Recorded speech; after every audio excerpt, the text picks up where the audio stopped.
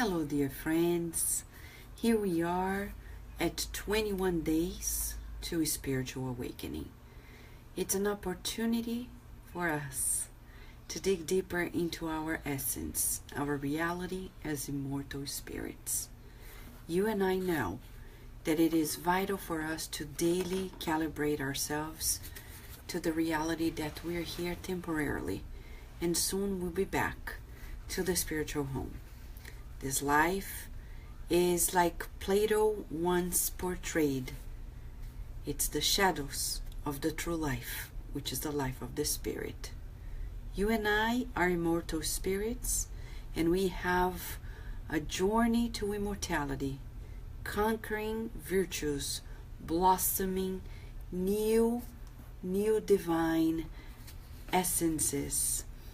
And you're invited to join us tonight into this beautiful journey together, where we are disclosing more and more details about who we are, what happens in this life, how the decisions we make here impact in the long run of our immortality, not only in the transition of physical death, but also we are talking about the reality of ourselves, we as spirits.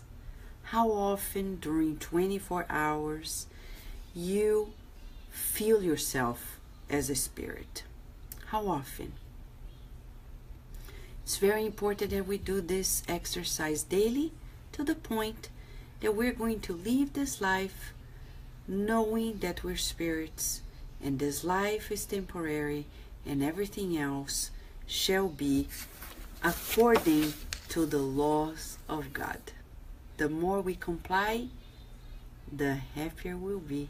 That's how it is, and so be it, right?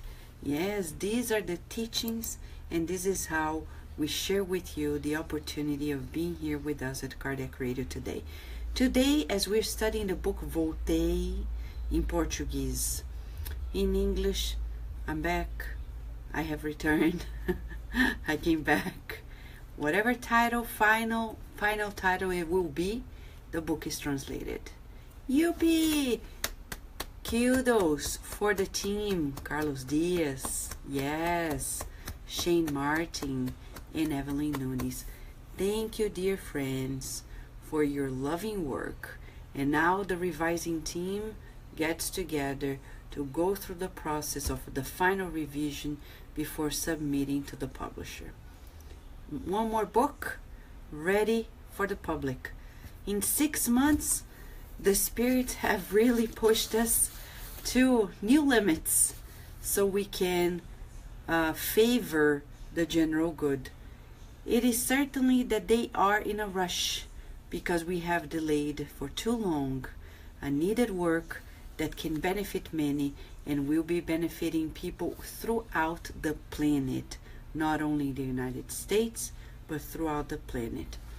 And we thank you, because thanks to your presence, thanks to your continuing support, thanks to your continuing interest, the teams have been working to produce these materials in both realms.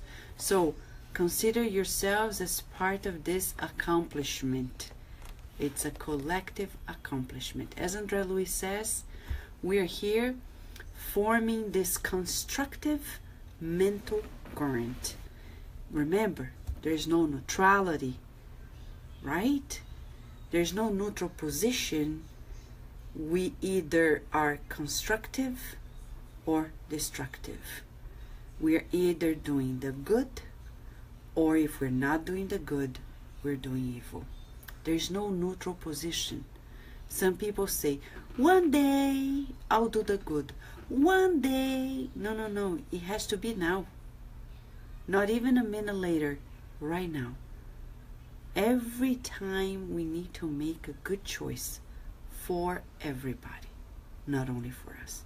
When the good is only for us, it's called selfishness. When the good that we do benefits others and many others, it's called selflessness. It's called altruism. It's called doing the good. right? And that's why we're here together in the gym of the soul in our 11th hour. So we have here with us Carol Correa and Mark Smith. Yuppie! Thank you, friends. They are checking on the app at Kardec Radio. Yes, and we are here also on Facebook Live. Yes, we are. Did you know Kardec Radio has beautiful programs that are running differently every day, 24 hours, 7 days a week, thanks to a beautiful team working on the behind the scenes. And we're very grateful to each and everybody who produces the programs, who edits the programs, who helps put together the playlists, who put together the schedule, like Leia Severo, and the help of Danny Braviera, Carol Smith, Mark Smith, and many others like Sunshine. And if you, Adilson has helped, Celina Pinto has helped. Our dear Isabella Silvestre submitted songs that she has recorded. If you are listening or watching us and you would like to help, we need help with the magazine, the Spiritist magazine, and with Kardec Radio. If you want to help, drop us a line, kardecradio@gmail.com. I will make a phone call. We can meet through Skype and discuss the possibilities of how you can be part of this international effort, helping us bring Spiritism to the remotest locations. Okay, friends? You are ready. Me too. So here we have Valéria Benfica. Thank you, Valéria, for being with us. Always. Felipe. How are you, Felipe? Thank you for joining us. Adilson. Non-stop working spiritist. Thank you. And here we have Teresa Catapano. How are you? Our friend Jussara. She's finally back from her journey, her trips, her commitments. Thank you, Jussara, for joining us again. Thank you. And Andrea Torres. How are you, Andrea? Beautiful Andrea, always working to help many people. And Leia Severo. What can I say, Leia? But thank you. What can I say? But not welcome. Thank you, Leia. Thank you. Thank you, Rihanna, too. Remember, the campaign for South Africa is still going on until July 4th. And we'll be super happy to send them the Spiritist books. And you can be part of it. KardecRadio.com. We have the address. Ship the books to us. We'll send it to Rihanna's group in South Africa. And if you want to give a monetary donation, everything is going to be turned into books, sent to them. Okay? Sunshine, you're here, my friend. Thank you. Ceisa, how are you? Sunshine is saying, so happy to share this beautiful night with you and the good spirits. And we feel the same. Right, Ceisa? Love seeing your pictures. It brings me so much joy, Ceisa. Your smiles, your beautiful pictures in nature, everything. Thank you, thank you, thank you. Jailton, how are you, Jailton? It's wonderful always to have you here. Jacob, how are you, Jacob? It's good to have you here. Michele, how are you, Michele? You see, we're here together, connected. Gabriel Negri Pagan, how are you? And it's good to have you here. It's good to be connected, right? You're ready. For those who have missed, we're already on chapter 6. Brother Jacob, pseudonym of the Spiritist Frederico Figner, Jewish, born in the Czech Republic.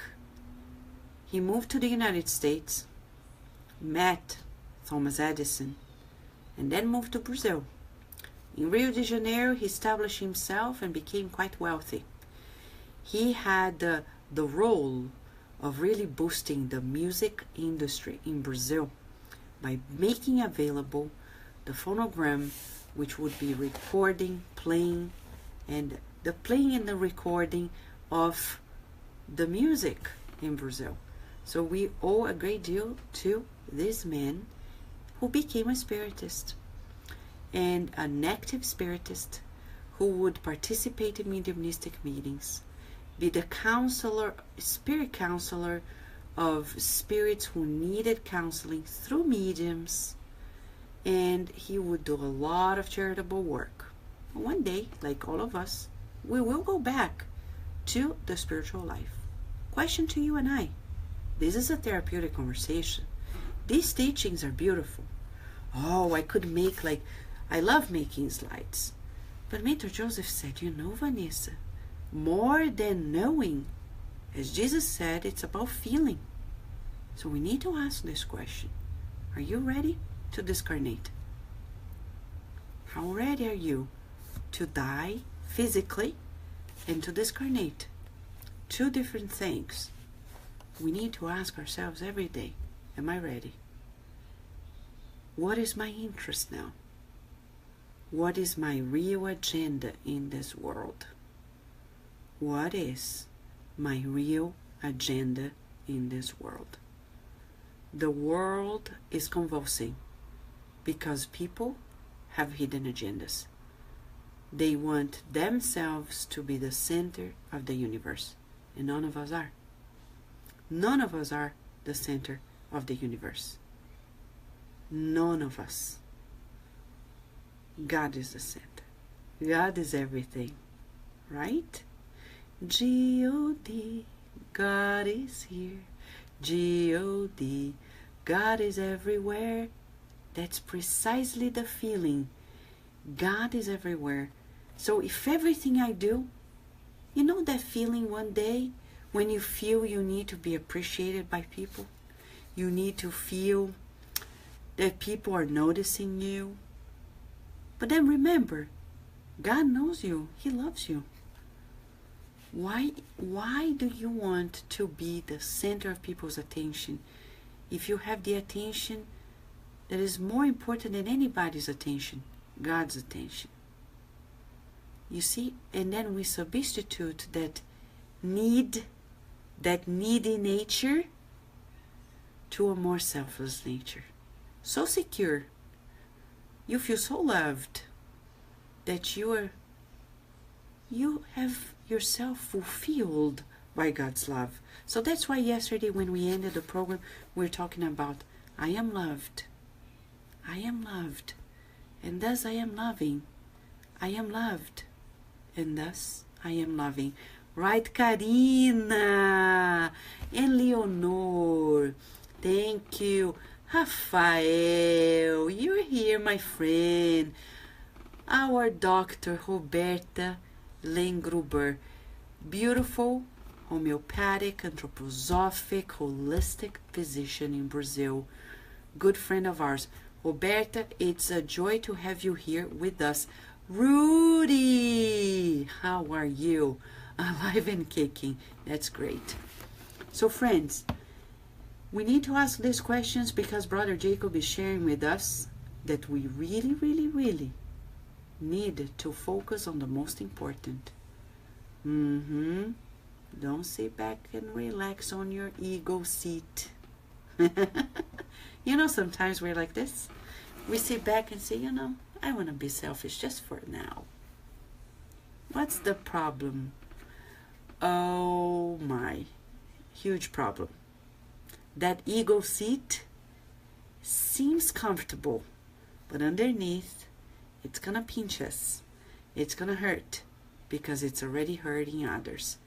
We cannot indulge any longer, as Brother Jacob's gonna say tonight to us in this chapter, in these apparent pleasures of life. Just apparent. Sunshine is sharing that she was very sick last year, looking death into the eyes, and realized I'm not ready to discarnate. I need to practice more charity. Beautiful realization, Sunshine, and I think many of us feel the same, right? I remember, as you're saying this, Sunshine, a good friend of mine who was an adorable mom, a wonderful wife, very sweet and kind. She went through a cancer experience. She was a spiritist, and she did the best she could to help us at Kardec Radio, spiritists out of Baltimore, spiritists out of Virginia. But one day, she was visited by cancer, and 3 years later, cancer took her life. I remember her last days in the hospital. She asked to be with me, and she said, Vanessa, I want to stay here longer because I want to help in spiritism.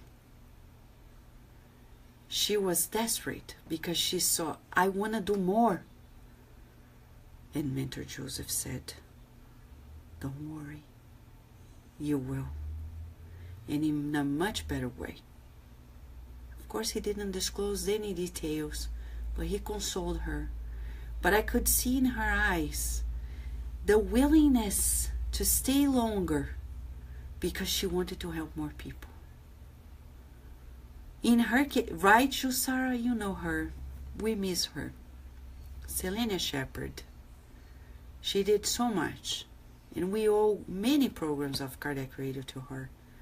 Lots of good things. She wanted to do more. So that's why we're telling everyone, there is no time to waste. There is no time to waste, my friends. The good work, as Paul of Tarsus says in the book Paul and Stephen, God is in urgent need of a job well done. God is in urgent need of a job well done. You know, the well done part, leave it to God to judge. But a job that helps others, let's take the charge and do it ourselves. Right? So, let's do our best today. In the chapter 6, remember he discarnated? The funeral. And at the end of the funeral, he was leaving his house. He was discarnated completely. And he saw these people who were incarnated praying for him in the car, forming these beautiful circles of light that came to him and showered him in so much relief. The power of thought, the power of good feelings, the power of prayer. And after that, he says to us here, Angelita, you're still in Madagascar, right? Angelita is here reminding us the need to keep helping the Fraternity Without Borders.org. How many times, says Brother Jacob, I thought that dying constituted mere liberation, that the soul, in disengaging itself from the carnal ties, would fly in full atmosphere using the volitional faculties. However, if it is easy to dump the physical vehicle, it is very difficult to abandon the old home of the world. I can say today that the moral ties are much stronger than the ties of the flesh. And if an individual has not prepared himself adequately for the renunciation of old habits and comforts of the bodily senses, he will be delayed, attached to the same field of struggle in which the garment of the flesh decomposes and disappears. Pause for a second. He's giving us a lot of food for thought. It is difficult to abandon the old home. The physical death will happen. Discarnation will happen. But the detachment from physical life may not happen that soon. I remember Chico Xavier. He had, amongst his siblings, he had a sister A sister who never became a spiritist, and he never enforced. That's a lesson for us. Have siblings who are not spiritists, okay, you're friends, you respect one another, and Chico did too. She was a good Catholic woman, very devoted, very charitable, and wonderful wife, wonderful mom. One day, she discarnated. Chico Xavier was still living. He was still incarnated, I say. Living, he still is. But we're saying he was still incarnated. And one day, he was brought to the attention that his sister, though discarnated, she was still in her home. Like Brother Jacob is saying, she was still in her house. So Emmanuel and other good spirits came, even her mother in the spiritual realm, came to see her. And she said, I don't want to go anywhere. I want to stay here with my family. She couldn't detach. It's what he calls the moral ties. She felt connected to the family, attached to the family, to the point she couldn't go. The good spirits gave her 1 week and said, okay. And they created a field of protection in her house, because as Brother Jacob is going to say here, when we discarnate, we're ever more vulnerable to other entities who may harass us. Who knows? So they created a field in the house, protecting and allowing her. She had the merit to stay longer for 1 week. They came back. And her mother in the spiritual realm said, but my daughter, it's time. And she says, yes, I will go with you because nobody listens to me anymore. Nobody pays attention to me anymore here. But she said, I have a request. I don't want to go to a spiritist colony. She wanted to go to a Catholic colony. Fair enough. And the rest of the story is a story for another day. But for you and I, we're talking about how you and I may feel. Is it hard for you to travel? You know, you can measure if these ties are anchoring you. When you travel, do you have a hard time staying elsewhere and you quickly want to go back to the shell of your house? To the shell of the loved ones? Or are we already so detached that we can be anywhere with other people and we'll find a comfort zone the real comfort zone of the spirit, not of the flesh, anywhere we go. So we need to practice finding the human family in other locations and finding ourselves creating this field of hominess everywhere we go, so we won't be attached to a single location. We won't be attached to a few people, a nucleus of people. We'll be open wide to the universal family. Right, Jacob? Yes. Katya, how are you, Katya? So Brother Jacob is asking us, he's saying, we need to renounce the old habits. What kind of habits do you need to give up? Can we make a list here? 3 habits we need to renounce. What would they be? Well, if at least the top one. What kind of old habit?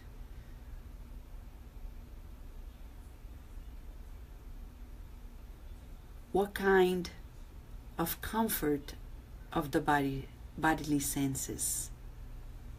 Addictions of the physical body? What is it?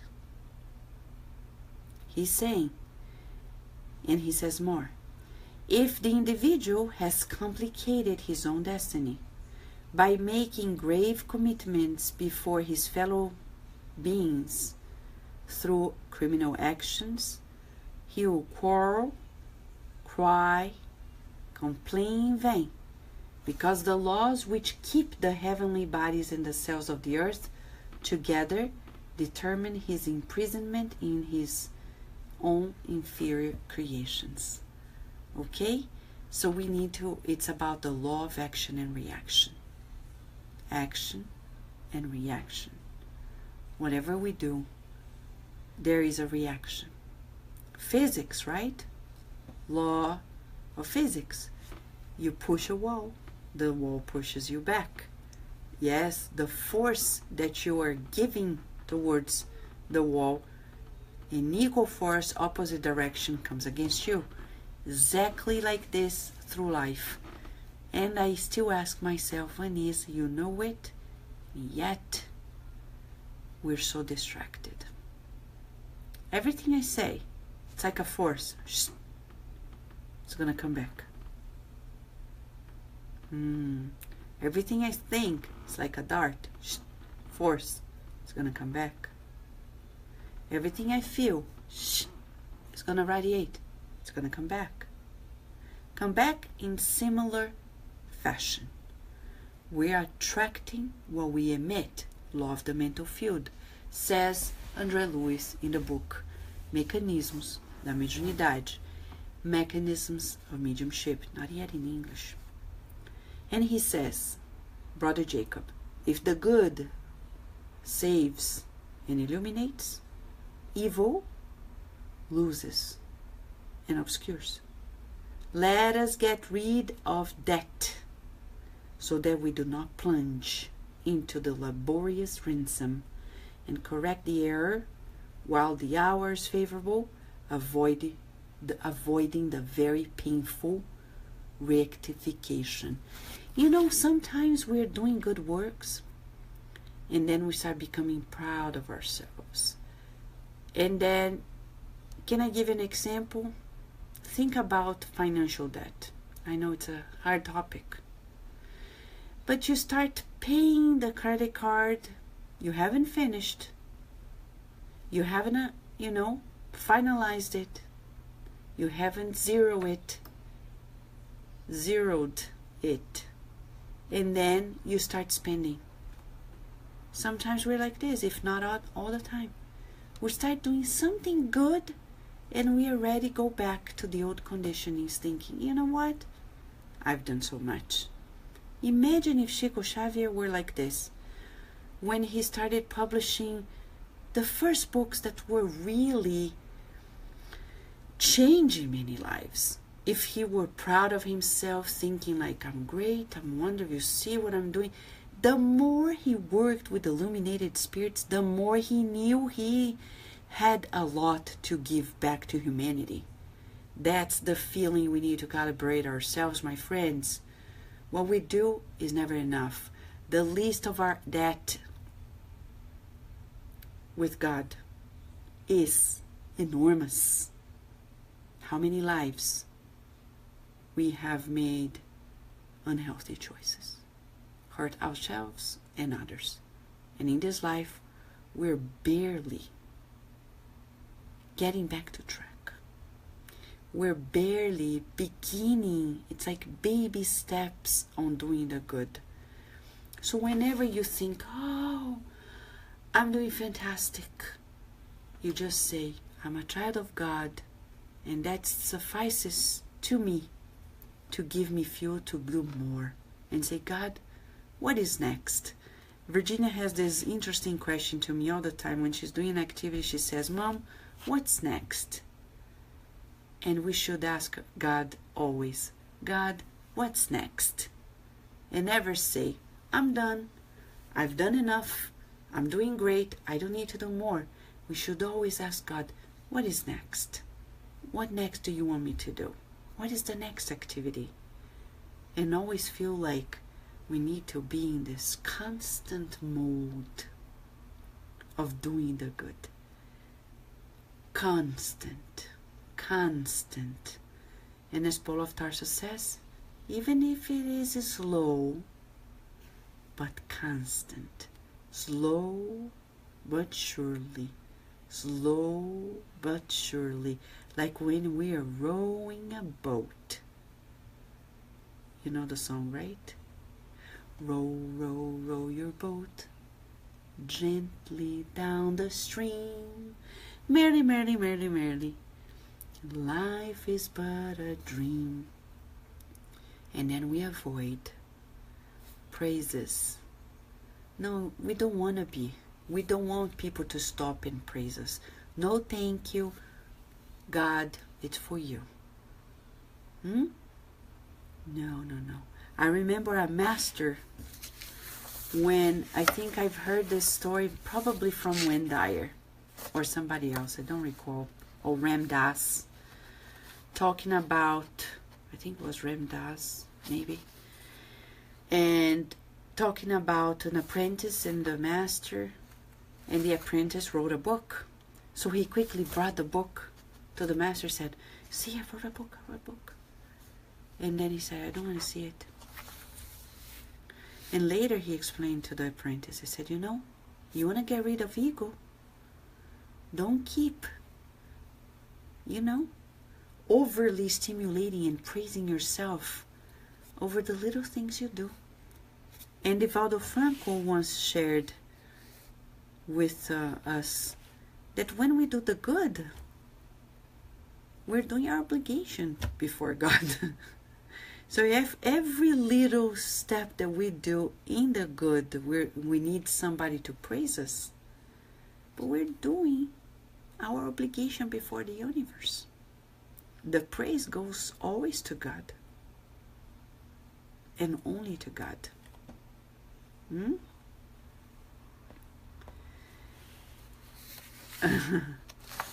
I know. Thank you, Ceisa. Thank you, Rosie.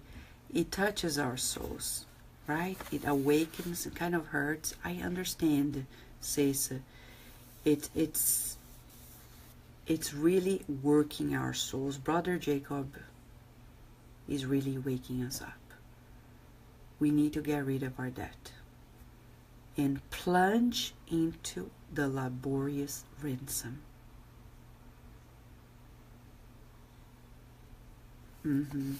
So many times I feel like I have resources to help others a little better, Ceisa is saying.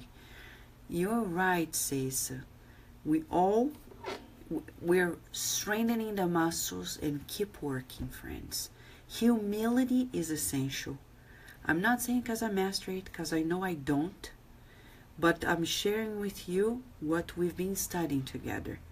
We need to practice humility. Humility is not the absence of determination. It's not the absence of firmness. Humility is when we have that sense of that smallness, that before the greatness of God. But it's good to be a child of God. Doesn't it feel good? The other day, just to give us a feeling, I was, parents, they love their children. I love Virginia too, and kids in general. You feel this love for the child that is given to you in this life. Mentor Joseph said, Vanessa, if you who are an imperfect spirit, you have this love and this devotion, imagine the love of God for you. Friends, imagine the love of God for you. If we see a child, we're mesmerized by their cuteness, by their angelic presence, and I say angelic figuratively speaking. Imagine when God, what God is for us. He is this unconditional love. When a child says, Mom, we devotedly go there and take care. Imagine God. Oh God, I need help. And people dare to say that God is silent. Oh, for God's sakes, how can a loving God ever be silent? Give me a break. Right? No, Jacob, don't be overwhelmed. When Brother Jacob is saying our debt, he's just saying, focus that we are here to make amends, to do the good. We can't lose sight of the goal in this life. That's all he's saying. Let's not indulge in this life. Keep working like Chico Xavier, like all these great spirits. We're constantly, selflessly helping others, okay? Now, Brother Jacob said, what's next? Now, he says, my own destiny intrigued me. They left the cemetery, worried, and his daughter Martha smiled. Brother Andrade and Dr. Bezerra de Menezes said they would be back in 2 hours. They gave them an embrace. You see, these details are important. Friends, how often we need to be mindful. I see even in our spiritist meetings, we're so busy doing things that sometimes it's almost like a business meeting. We focus on the tasks and we forget that people are humans. And we're here for one another.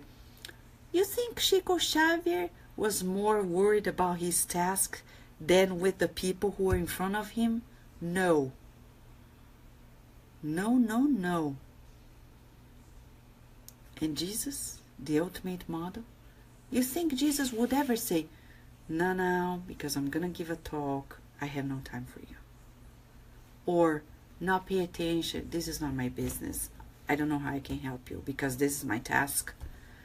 So we need to be less business-like in our daily lives and really cherish our humanity, the affection inside of us. Juliano is here from Brazil. It's good to have you here. Okay, we will go back to that issue, Jacob. Okay, I will go back to that issue in a bit. So Martha answered and said that they would go back because we were given time to give one last goodbye in the physical home. So he entered the physical house, sees everything, and the recollections, the feelings, and he says, he asks himself, what now? What's going to happen next? He's ready. They are going to the beach because through the beach, they're going to go to the spiritual location where they are going to be brought to. So he's like, how come I don't remember of my previous life? So he has these many questions like, where would my new house be? In Brazil or in Europe? Because he was born in Europe in that life. So he had these many questions, and Martha, his daughter, turned to him kindly and said, patience, Daddy, be patient. We need to pray patience, to practice patience. In a few minutes, they reached the beach. So that's the location where they met again, the good spirits. In half an hour, we gathered at a small assembly. Protective spirits brought other beings as much in need of assistance as myself. So here I have one slide. I have a few slides here just to probably to show to you, okay? So bear with me. I'm gonna change here the camera to show to you the slide. Okay, so Brother Jacob is at the beach, discarnated, everybody discarnated here, the protective spirits, Martha the daughter, Brother Jacob, Dr. Bezerra, Brother Andrade, and other good spirits. And he observed like 15 plus other discarnate spirits who were there. And he observed that they were not looking good. They were not looking too good. And they were kind of tired, very convalescent of death. Okay? And Brother Andrade explained that not all the rescued spirits have discarnated the day before. Some were released for days, and they were not in conditions to move on.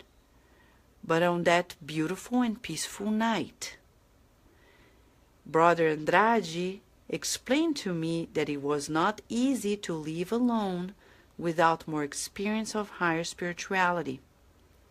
Innumerable lower entities surround the newly freed men, trying to handcuff them to the sensations of the physical plane.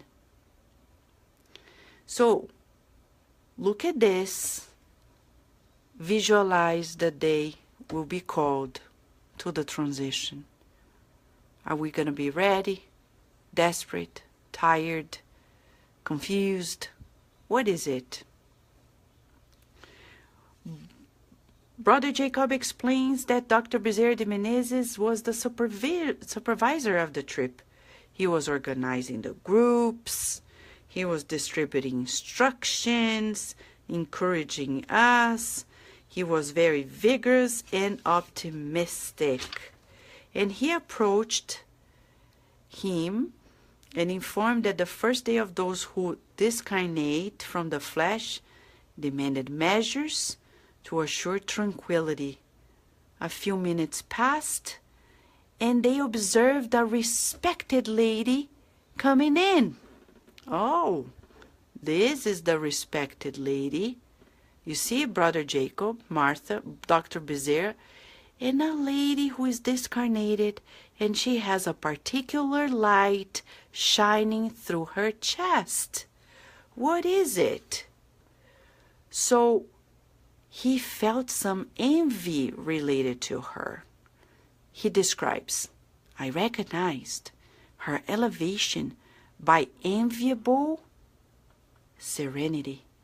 Beautiful joy hung over her calm countenance. She greeted us, friendly and happy. Of all of us, the newly discarnated who gathered there was the only one whose thorax radiated light. I identified her with Christian humility. The obvious superiority that distanced her from us seemed to afflict her, such as the modesty that transpired from her attitude. Dr. Bezerra greeted her kindly, and I confess that noting that woman in simple and amiable ways, emitting simple, sublime luminosity, made me feel the sting of envy in my heart. Martha looked at me with a gentle rebuke. Okay, now you see. Who was that woman? A teacher. A teacher. Brother Jacob, he was a spiritist. She was not even a spiritist. You see, being a spiritist doesn't bring us light. What brings us light is what we do with spiritism. As Brother Jacob said, it's what we do. Are we with the Spiritist doctrine, or is it inside of us? Owner of enormous information about the evil effects of less dignified mental emission, I sought my own recovery, reconciling myself to the venerable educator whose superiority almost wounded me. I reestablished the ideas of the good, giving it an intense course in the inner activity. My daughter smiled, approving me in silence.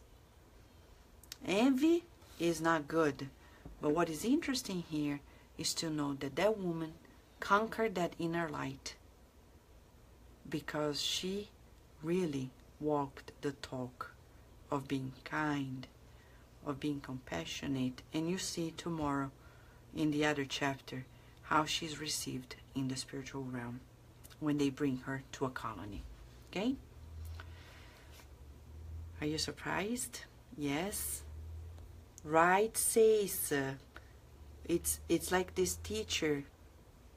Invitational, not imposing, not demanding, loving, but firm. My friends, let's not forget our model. Jesus was kind, loving, but he was firm. He was sincere. Yes, yes, no, no. No, we're not here to please people. We're not here to say yes to everybody. We're here to do what we need to do, and sometimes when we love someone, we say, no thank you, I love you, and that's why I'm not gonna do it. When we really love someone, being a child, a spouse, a friend, a colleague, humanity at large, we say no thank you if the thing is not healthy, if it's not good. And remember, friends, Brother Jacob is learning that the titles in our passing life do not guarantee us anything. And it's not even the deeds. For example, myself. I go to the spiritual realm and say, oh, I did this, that, and the other. They're going to say, Vanessa, how did you do it? It's not about what we do, but how we do it. Are we gregarious? Are we bridging people to one another? Or are we just, I'm friends of this because of myself. I'm friends with that because of myself. Not because I want to bring everybody together. Selfishness and ego is really, really detrimental. So he's learning here that no matter what he did, a teacher was truly loving, truly kind. She really conquered her own light. Right, sis? We're on the same boat, sis. We're very firm. I believe you. And, it's a virtue. It's a virtue. But we're getting there together. Rita de Cássia, how are you? You're breathing in and out, friends? Absorbing the information Brother Jacob is giving to us? It's okay. Right, Andrea? Good, friends. These are virtues. Don't be guilty about being firm. Now, let's conquer together what I'm also learning. Kindness, gentleness. We'll get there. Forgive yourself. We forgive ourselves and forgive others. Now, Dr. Bezerra is going to give them a warning. You see? Firmness. He's not like, oh, He's saying, guys, he's saying, I cannot reproduce the remarks, but the great benefactor, Dr. Bezerra, announced that if we did not know how to maintain serenity and detachment in the trip, they would be left to painful surprises. You see firmness. He has to say what he has to say. You see people are there convalescing. They're like, oh. And Dr. Bezerra is telling everybody, my friends, right now, detach yourselves and be serene. And people may say, oh, but I have just died. I still miss my loved ones. And right now, forget about it. Of course, he didn't say that way. You see, I'm just giving you an example about the way. He didn't say it in that way. He probably has said, my friends, right now, it's important that we focus on detachment. I'm just pretending. How will I know how he said? He's superior to me. I don't know, but we can picture it. Let's maintain serenity, be detached. And he said, except for the teacher who had the light, she had the condition to guarantee her own defense against the harassments of darkness. Because from the earth to the spiritual colonies, There is a zone of transition that a message in a book, not yet in English, named Educandário de Luz, by the spirit Eugênio Vitor, through Chico Xavier, tells us that in between like 1,000 kilometers from the Earth's crust, there's a lot of density. Okay? To go through that, to get to the spiritual colonies, it's a very, very difficult trip. Very dangerous. And here are the conditions. We were almost all, the newly freed of the body, unaware of such recourse and distracted from the inner preparation. And Raphael, thank you Raphael, describes, he's saying the book Messengers describes similar things. You're right. Several books describe it, including the Messengers. Thank you Raphael. Thank you my friend for helping us. And Messengers, the Messengers is a book that is already in English. The Trip from the Earth to Upper Colonies. Thank you Raphael. So here we have. We could thus fall in tune with the forces of ignorance, enemies of the good. We were kept in the custody of high benefactors who were interested in us and in our destinies. Nevertheless, we need to make our efforts. Now he's going to say something striking. While we are here on earth, we spend the sacred force of life flattering the pleasures of physical life, neglecting the exercise of inner energies. However, we were, he says, we were forced to speedily readjust the depth of our inner resources, centering them on the sublimation of life in the face of the future, if we did not wish to dilate the permanence in the inner lower circles, accentuating less worthy qualities. So, Bezerra's warning fell on us all as we listened to him, keeping a notion of that grave hour. So, if we want to create this light within, what do? Inner discipline. I'm feeling envy. Oh, that person, you see what they do? God bless them. They made so much effort to do this. I'm going to find my own thing.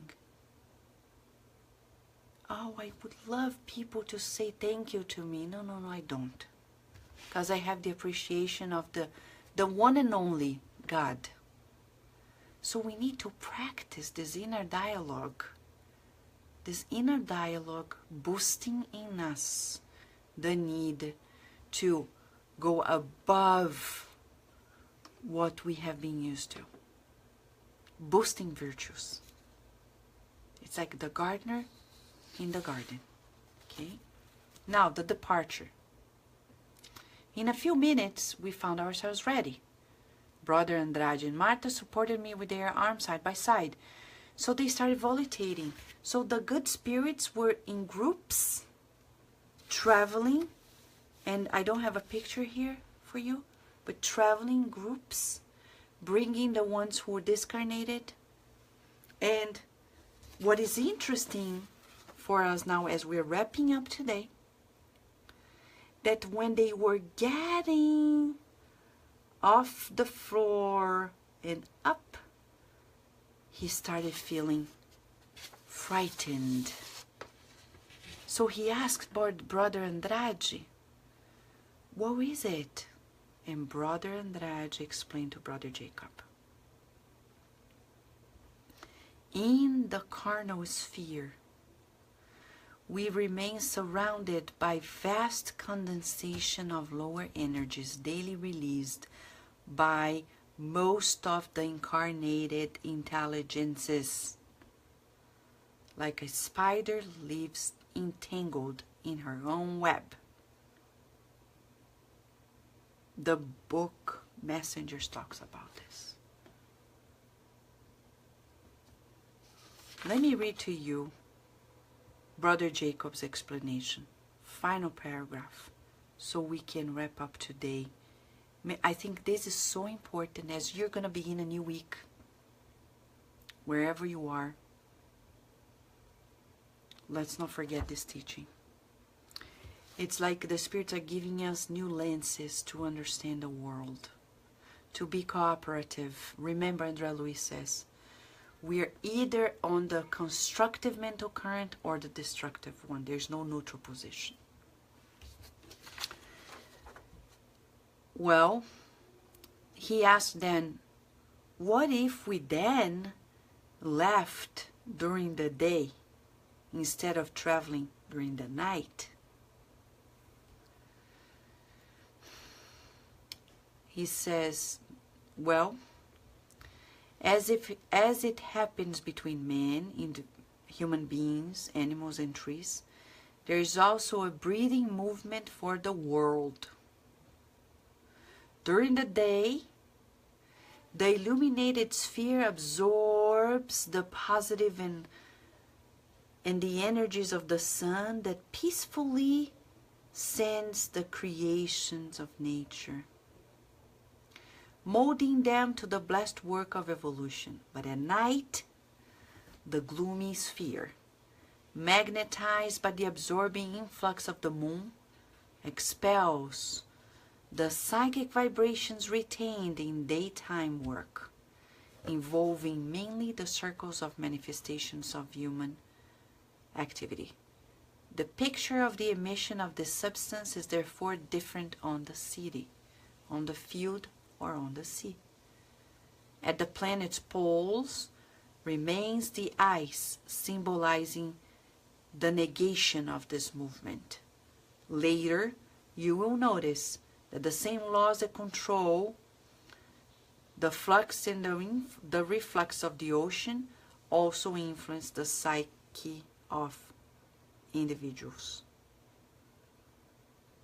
So, the sun brings us these energies that are giving us life to keep evolving. During the night, we are left to the creations we have produced with our minds, feelings, thoughts, words, and actions. Thought forms. So, no wonder during the night, there are stories, right? About the gloominess of life during the night. And it's not by chance. Because it's God telling us, during the night, you're going to experience your own creation. It's an educational method. If you want to have a better night, construct a better day. If we want to be better off in our darker hours of the day, in terms of our feelings, we need to adjust our daily lives during the day, our activities, to a more charitable mode.